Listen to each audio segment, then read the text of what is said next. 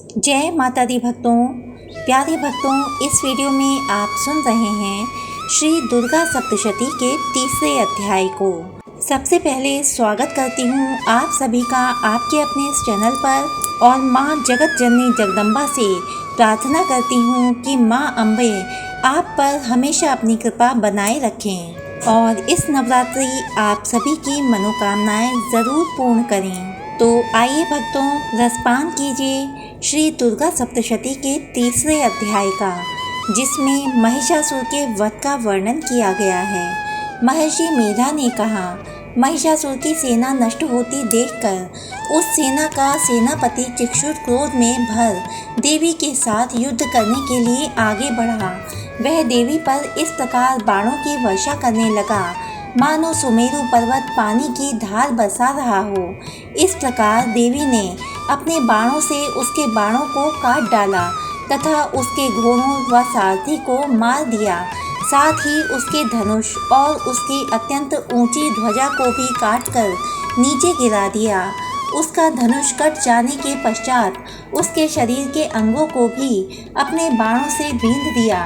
धनुष, घोड़ों और सारथी के नष्ट हो जाने पर वह असुर ढाल और तलवार लेकर देवी की तरफ आया।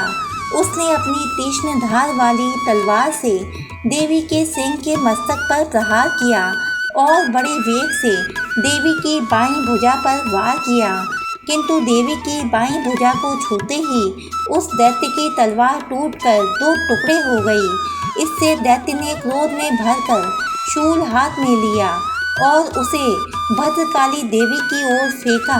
देवी की ओर आता हुआ वह शूल आकाश से गिरते हुए सूर्य के समान प्रज्वलित हो उठा। उस शूल को अपनी तरफ आते हुए देखकर देवी ने भी शूल छोड़ा और महाअसुर के शूल के 100 टुकड़े कर दिए और साथ ही महाअसुर के प्राण भी हर लिए।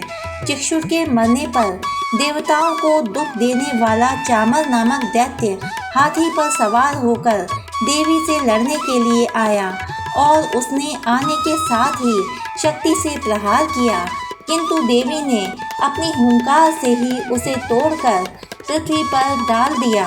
शक्ति को टूटा हुआ देखकर दैत्य ने क्रोध से लाल होकर शूल को चलाया, किंतु देवी ने उसको भी काट दिया। इतने में देवी का सिंह उछलकर हाथी के मस्तक पर सवार हो गया और दैत्य के साथ बहुत ही तीव्र युद्ध करने लगा। फिर वह दोनों लड़ते हुए हाथी पर से पृथ्वी पर आ गिरे और दोनों बड़े क्रोध से लड़ने लगे।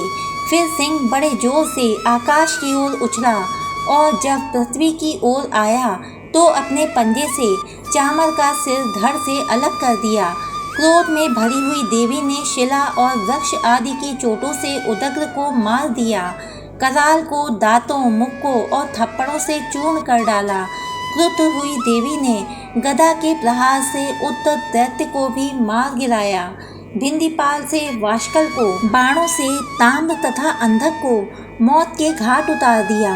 तीनों नेत्रों वाली परमेश्वरी ने त्रिशूल से उग्रास्य, उग्रवीर्य और महाहनु नामक राक्षसों को मार गिराया। उसने अपनी तलवार से विडाल नामक दैत्य का सिर काट डाला तथा अपने बाणों से दुर्धर और दुर्मुख राक्षसों को यमलोक को पहुंचा दिया। इस प्रकार जब महिषासुर ने देखा कि देवी ने मेरी सेना को नष्ट कर दिया है, तो वह भैंसे का रूप धारण कर देवी के गणों को दुख देने लगा। उन गणों में कितनों को उसने मुख के प्रहार से, कितनों को खुरों से, कितनों को पूंछ से, कितनों को सींगों से, बहुतों को दौड़ने के वेग से, अनेकों को सिंह नाद से, कितनों को चक्कर देकर और कितनों को श्वास वायु के झोंकों से पृथ्वी पर गिरा दिया। वह दैत्य इस प्रकार गणों की सेना को गिरा देवी के सिंह को मारने के लिए दौड़ा। इस पर देवी को बड़ा गुस्सा आया। उधर दैत्य भी क्रोध में भरकर धरती को खुरों से खोदने लगा तथा सींगों से पर्वतों को उखाड़ उखाड़ कर धरती पर फेंकने लगा और मुख से शब्द करने लगा। महिषासुर के वेग से चक्कर देने के कारण पृथ्वी क्षुब्ध होकर फटने लगी। उसकी पूंछ से टकराकर समुद्र चारों ओर फैलने लगा। हिलते हुए सींगों के आघात से मेघ खंड खंड हो गए और श्वास से आकाश में उड़ते हुए पर्वत फटने लगे। इस तरह क्रोध में भरे हुए राक्षस को देख चंडिका को भी क्रोध आ गया और वह उसके मारने के लिए क्रोध में भर गई। देवी ने पाश फेंक कर दैत्य को बांध लिया और उसने बन जाने पर दैत्य का रूप त्याग दिया और सिंह का रूप बना लिया। और ज्यों ही देवी उसका सिर काटने के लिए तैयार हुई कि उसने पुरुष का रूप बना लिया, जो कि हाथ में तलवार लिए हुए था। देवी ने तुरंत ही अपने बाणों के साथ उस पुरुष को उसकी तलवार ढाल सहित बीन डाला। इसके पश्चात वह हाथी के रूप में दिखाई देने लगा और अपनी लंबी सूंड से देवी के सिंग को खींचने लगा और गरजने लगा। देवी ने अपनी तलवार से उसकी सूंड काट डाली। तब राक्षस ने एक बार फिर भैंसे का रूप धारण कर लिया और पहले की तरह चर अचर जीवों सहित समस्त त्रिलोकी को व्याकुल करने लगा।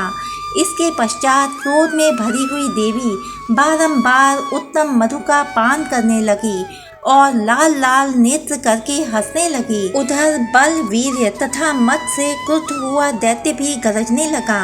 अपने सींगों से देवी पर पर्वतों को फेंकने लगा।